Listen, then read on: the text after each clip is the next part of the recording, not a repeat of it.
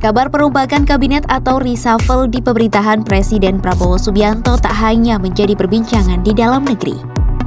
Media ternama dari Singapura dan Malaysia juga turut menyoroti isu reshuffle kabinet Prabowo tersebut. Di balik isu reshuffle yang berebus, ada sorotan tajam soal efektivitas kementerian tertentu. Lalu, seperti apa sorotan media-media asing tersebut? Isu adanya perombakan kabinet Presiden RI Prabowo Subianto menjadi sorotan media asal Singapura dan Malaysia. Media asal Singapura The Straits Times dan media asal Malaysia The Star menerbitkan artikel berjudul Corruption Scandals Rupiah Fall Revive Reshuffle Talks in Indonesia pada Senin 8 Juni 2026.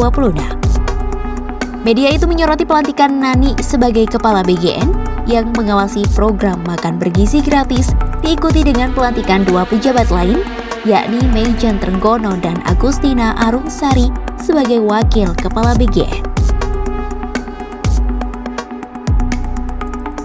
Presiden Prabowo memecat Kepala BGN Dadan Hindayana dan wakilnya Sony Sonjaya dan Lodewijk Kusum Selasa 2 Juni 2026. Pemecatan itu berujung pada penangkapan dan penetapan tersangka sebagai penyelidikan korupsi yang terkait dengan program tersebut.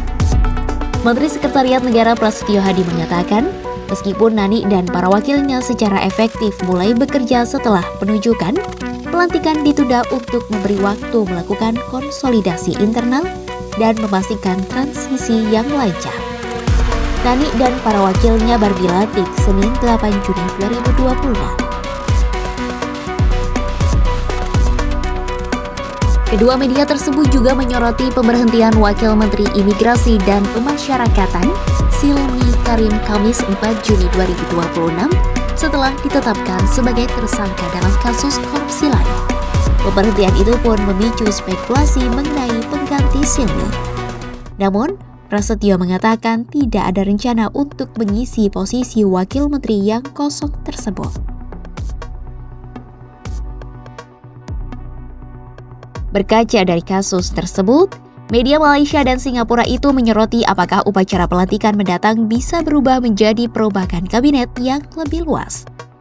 Hal itu utamanya pada tim ekonomi dalam jajaran kabinet Prabowo, di mana rupiah dan pasar saham terus anjlok selama beberapa pekan terakhir. Muncul rumor pekan lalu bahwa Menteri Keuangan Purbaya Yudi Sadewa sedang bersiap untuk meninggalkan jabatannya demi menduduki posisi genting di Bank Sentral.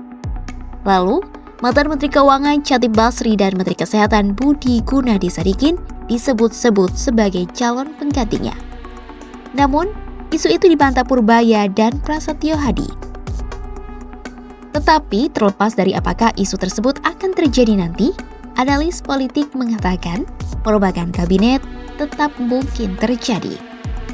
Hal itu disebabkan alasan tekanan pada rupiah, volatilitas pasar saham, dan kekhawatiran biaya hidup sebagai tanda-tanda tekanan ekonomi yang membutuhkan respons kebijakan. Sementara, analis Lili Romli mengatakan penyesuaian terhadap Kementerian Ekonomi mungkin diperlukan di tengah volatilitas pasar dan depresiasi mata uang yang sedang berlangsung.